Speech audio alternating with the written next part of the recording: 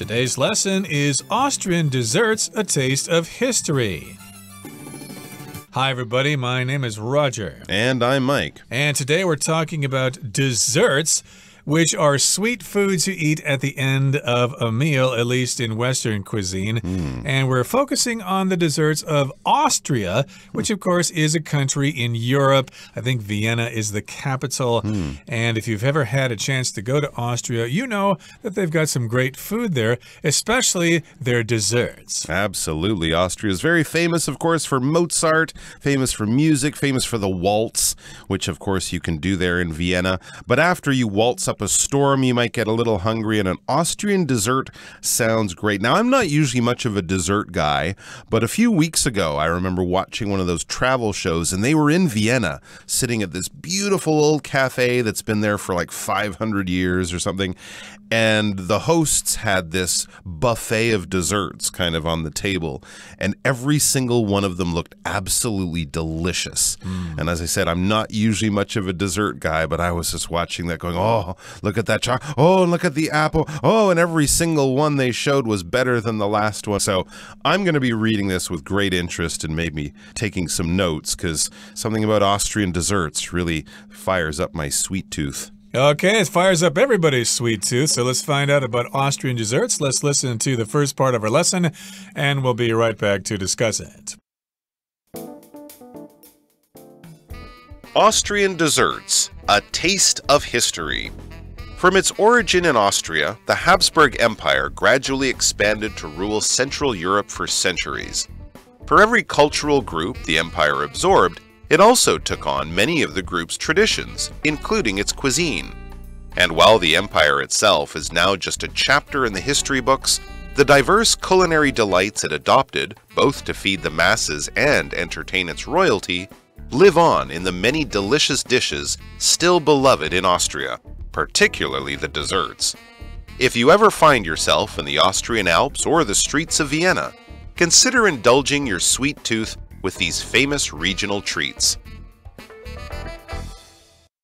大家好，第一部分我们可以看到动词 expand， 它的意思是使扩展、扩大或是使发展。例如 The chain restaurant has expanded in recent years and now has branches in several countries. 这家连锁餐厅近年来规模不断扩大，现在好几个国家都有分店。又或者说 Bill is working on expanding his business to Japan. Bill 正忙于将事业扩展至日本。再来我们介绍动词 absorb， 它指的是吸纳、兼并或是吸收液体、气体、光、热等。例如 One paper towel won't absorb all of the spilled water, so you'll need to get another one. 一张纸巾无法完全吸干洒出来的水，所以你得再拿一张。或者 Brian's house is powered by solar panels that absorb energy from the sun. Brian 家是用吸收太阳能量的太阳能板来发电。下一个我们看到单字 culinary， 它是形容词，有烹饪的意思。例如 Indian food is Stephen's favorite culinary treat. 印度料理是 Stephen 最喜欢的美食佳肴。再举一个例子 Martha studied cooking at a culinary academy. Martha 在一间烹饪学校学习厨艺。接下来介绍一个片语 live on， 它的意思是继续存在或是流传下去。例如 The legend of King Arthur lives on in many books and movies. 亚瑟王的传奇故事在许多书和电影中流传下来。又或者说The artworks of famous painters live on after they pass away. 知名画家的画作在他们过世后仍留存了下来。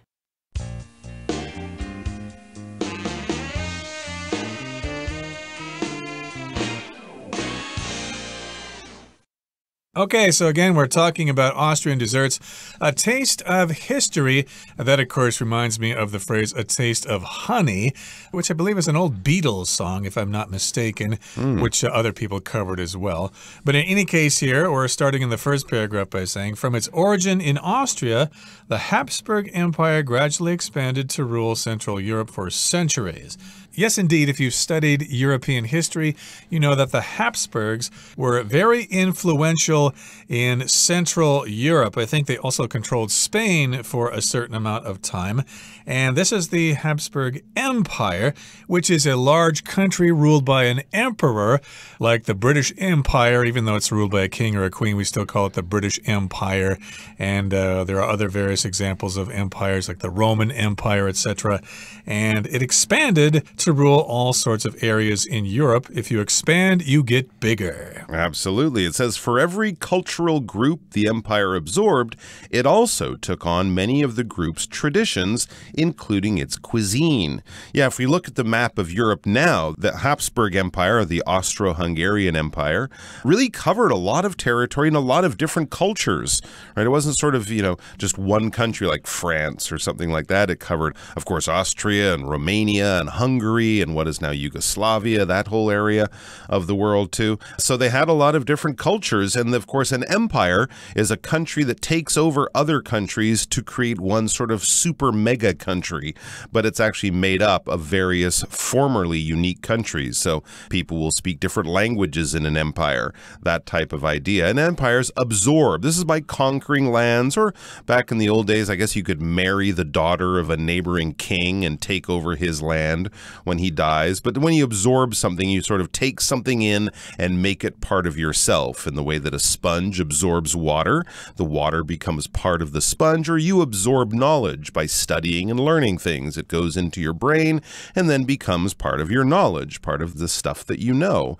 So for every cultural group, every different country and language and culture that the empire took in, it also took on or adopted. It also sort of started to follow and copy and use many of this new group's traditions, including its cuisine, its food. Absolutely. And while the empire itself is now just a chapter in the history books, the diverse culinary delights it adopted, both to feed the masses and entertain its royalty, live on in the many delicious dishes still beloved in Austria, particularly the desserts. This is a pretty long sentence, so let's break it down a little bit. It says the empire itself is now just a chapter in the history books, which means it doesn't exist anymore. The only way you can experience it is by reading about it in history books. But still, the diverse culinary delights it adopted still exist. If something's diverse, it is very varied. It's got different sorts of sources and elements that comprise it. So they've got diverse culinary delights. Culinary means having to do with food that are prepared in the kitchen. And yes, indeed, in Austria, of course, you can experience all those culinary delights because of the result of the Habsburgs. They still live on today in those desserts. And the desserts, of course, fed the masses and entertained the Austrian royalty. The masses is just the people. So we're not talking about the ruling elite, the lords and ladies and princes and princesses. No, we're talking about the common people, the masses, most of the population. So, of course, food fed the people and also entertained royalty. These would be the people at the top of society. These are the lords, the ladies, the kings, the queens. That's what we talk of. When we talk of royalty, basically anyone who's related to a king or a queen who's in the ruling family that is based on some kind of crown that's passed down from generation to generation. That's royalty. Prince William, King Charles, those types of people. So all of these traditions live on in the many delicious dishes still beloved in Austria. If things live on, they continue to be. They don't disappear. They don't become extinct. Certain species of animals could live on through some kind of great ecological disaster, but also languages might live on through different generations speaking them or by recording them and writing them down. Things that could disappear but haven't, those things have lived on. So the history of Austria and the Austrian Empire lives on in these delicious dishes that are still beloved or still much loved in Austria, particularly the desserts. Yes, the desserts are especially famous from this part of the world. So if you ever find yourself in the Austrian Alps or the streets of Vienna, consider indulging your sweet tooth with these famous regional treats. If you do have a sweet tooth or a certain special liking for sweet foods, you can indulge it. You can sort of spoil yourself, give yourself an extra special sweet treat with some of these wonderful Habsburg Empire desserts. They have long, complicated names, and we're going to be back with one of the most famous right after this. Apple strudel. The best known of Austria's desserts, this fruity pastry is derived from similar desserts from Turkey. Thin layers of dough are wrapped around a warm mix of apples and spices, and with fine sugar sprinkled on top, the first bite is sure to put a smile on anyone's face. 第二部分我们看到名词 dough， 它的意思是生面团或是面皮。举例来说 ，After making the pizza dough, Henry proceeded to chop up the olives. 在做完披萨面团后 ，Henry 开始切碎橄榄。又或者说 ，We flattened the dough, covered it in tomato sauce and cheese, and then baked it for 20 minutes. 我们将面团压平，涂上番茄酱和乳酪，然后烘烤20分钟。最后介绍动词 sprinkle， 它的意思是撒、点缀或是使零星分布。例如 Tom likes to sprinkle a bit of dark chocolate over his morning coffee. Tom 喜欢在他早上喝的咖啡上撒一些黑巧克力。或是 Patricia sprinkled a generous amount of cheese on the pizza. Patricia 在披萨上撒了大量的乳酪。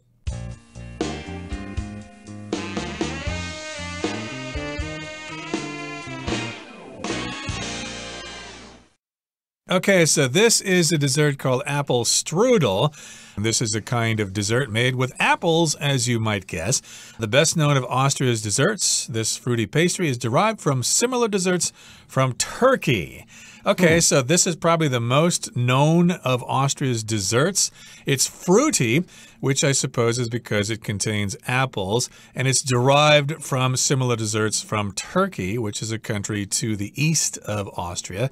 If something's derived from something, it's adapted from it. It comes from there, and it owes some of its origins to that place. That's exactly right. Well, how do you make an apple strudel, or what does it look like? Well, it says thin layers of dough are wrapped around a warm mix of apples and spices, and with fine sugar sprinkled on top, the first bite is sure to put a smile on anyone's face, and I'm hungry. So we have thin layers of dough. Dough is the sort of stuff made of flour and water. It's very soft. You can sort of push it around, roll it out, move it with your hands, beat it up. And once you've beaten it up, once you've let your dough sit, then you can use dough to make bread, pies, cakes, apple strudel, almost anything that you bake or anything that's sort of bread-based or flour-based. You start with a dough, and then you form it, you add things to it. Then once you bake it, that dough will become bread or pie or cake or whatever you happen to be making. So the dough is the basic ingredient or the basic building block of any sort of bread-type food. So you take these thin layers of dough, kind of like you might put on top of a pie. You wrap them around a mix of apples and spices, sprinkle some fine sugar on top. When you sprinkle something, you're taking something in very small pieces like salt or pepper, and you're sort of scattering it or spreading it around, probably by dropping it from a height above the food. So you take that pinch of salt, you put your hand a few centimeters above the food, and then you sort of just let the salt rain down from your fingers onto the food. You're sprinkling it on top of the food. In this case, it's very fine sugar, I should say, almost like a powder this sugar would be, not like little bits of sand. You crush those little pieces of sugar, and then you get a powder. That would be your fine sugar. Sprinkle it on top, kind of looks like snow, very beautiful. And the first bite is sure to put a smile on anyone's face. Basically, if you like apple pie or anything appley and sweet and flavorful with a little bit of crunch from that dough, you will love this thing. You will love this dish. It will put a smile on anyone's face. I think I remember having apple strudel when I was growing up, but I'm sure it was inferior to the kind of apple strudel that you can get in Austria. Okay, that brings us to the end of the second part of our lesson for today. Now let's talk about something called soccer tort. Soccer tort. Invented for an Austrian prince, this isn't your average chocolate cake. Each layer of chocolate sponge is covered with apricot jam, and the entire cake gets coated in rich chocolate before being chilled, sliced, and served. Fans say it tastes best with a side of fresh whipped cream. Okay, I hope I said that right. Soccer tort. It was invented for an Austrian prince, and this isn't your average chocolate cake. So this sentence tells us that soccer tort is a kind of chocolate cake, but it's not your average chocolate cake. It's very, very special. And it also says in this sentence that this particular dessert was invented for an Austrian prince. So I guess the prince was hungry and needed a new kind of dessert, so the chefs got to work and they came up with this thing called soccer tort. But it's not your common chocolate cake. It's very special. Well, of course, it was made for a prince, so I would imagine it's going to be luxurious first-class chocolate cake. So what exactly is a soccer tort? It says each layer of chocolate sponge is covered with apricot jam, and the entire cake gets coated in rich chocolate before being chilled, sliced, and served. So if you have to like apple to enjoy apple strudel, you kind of have to like chocolate to enjoy a soccer tort because it's a lot of chocolate. You got chocolate sponge in there. Sponge is, of course, what you might use to wash your dishes with or wash your face with, but here we're not talking about that kind of sponge. We're talking about a very light cake that sort of looks like a sponge or has the feel of a sponge, but really it's a cake that you're making here. And if you imagine, cutting open a cake and the inside, the bready part of a cake, that's kind of like a sponge. And sponge won't be covered in icing or any kind of chocolate coating. It's just the cake. So they kind of use these to build the floors of the cake, if you imagine it that way. And between each layer of sponge, which might be a few centimeters thick, you'd have a thin layer of apricot jam. Apricot is a type of fruit, kind of like a plum or a peach. Similar to that, it's a stone fruit. It's a little bit sweet, kind of orange on the outside and the inside, and it also makes a very good jam. So you have that in there to give you a nice little fruit flavor. And then more chocolate. The entire cake gets coated in rich chocolate before being chilled, sliced, and served. So it's basically this beautiful construction of chocolate and apricot jam. Yep, jam, of course, is when you preserve the fruit or you treat it a certain way, and then it gets softer so you can put it on pastries or toast or whatever. And we should also mention that this fruit, apricot, can also be pronounced apricot. It depends on your preference there. And again, we've got this rich chocolate coating. And then you're going to chill it, which means you're going to put it in the refrigerator to make it cool for a little while. After you chill it, then you slice it, you cut it into slices or pieces, and then you serve it to hungry people. And fans say it tastes best with a side of fresh whipped cream. Now, that's when you take cream and then you stir it really quickly to make it kind of light and fluffy. That's right, because you need a few more calories with your soccer tort. Yeah, indulge yourself and let yourself go and have some whipped cream with that. I think you can put whipped cream on other things like pie and cake as well. Oh, sure, right? yeah. Great Have you ever topping had for whipped cream on ice cream before? Oh, absolutely. Whipped cream on a sundae. It's not a sundae without whipped cream. And yeah, it's a very good topping, especially for pumpkin pie. I find whipped cream and pumpkin pie make the best pie cream combination. But does sound good. That's just my opinion. That's your opinion. I'm sure a lot of people would agree with your opinion. Maybe somebody wouldn't, but that's what this is all about. We're just introducing these kinds of pastries to you, and you can pick and choose which one you'd like to try on your next trip to Austria. Okay, that brings us to the end of our discussion for today. Let's listen now to Hanny.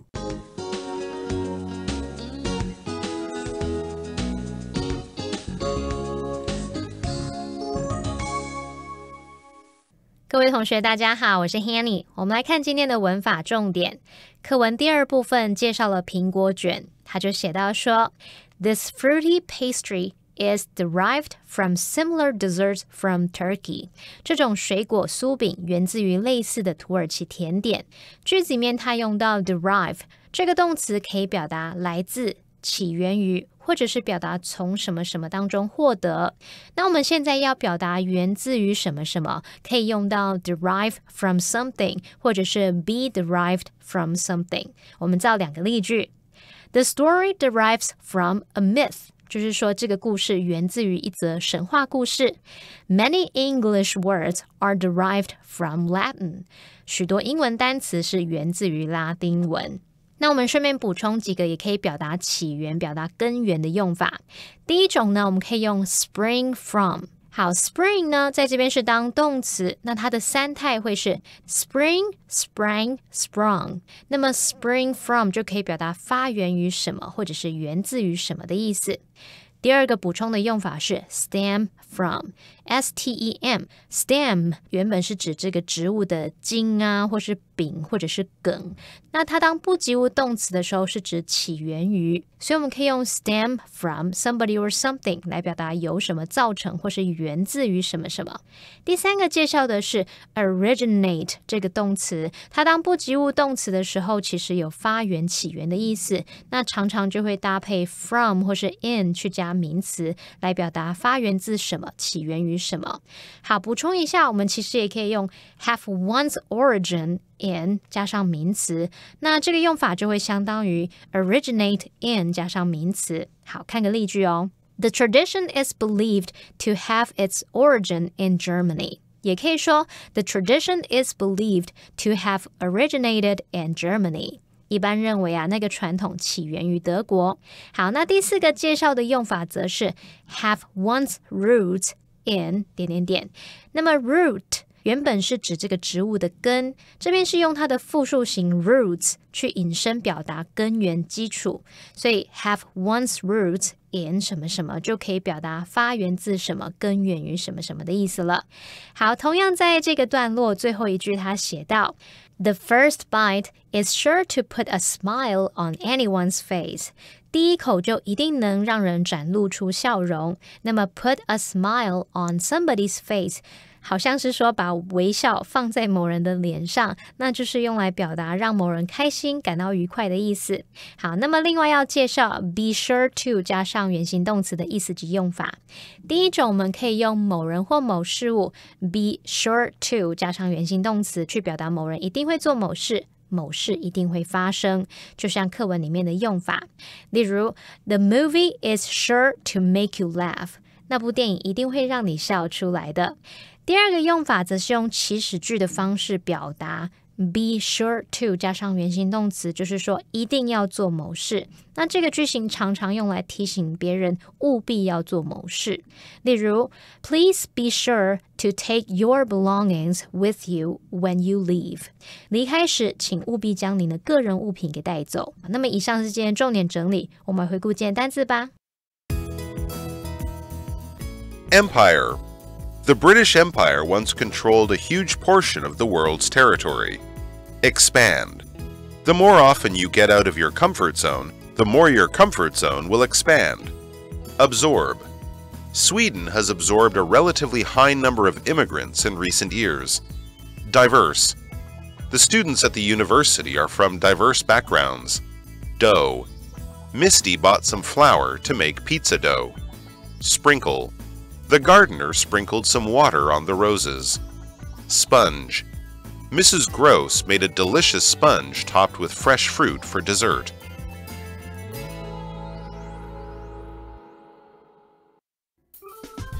Well, that brings us to the end of another edition of our program, and please make sure you join us again next time.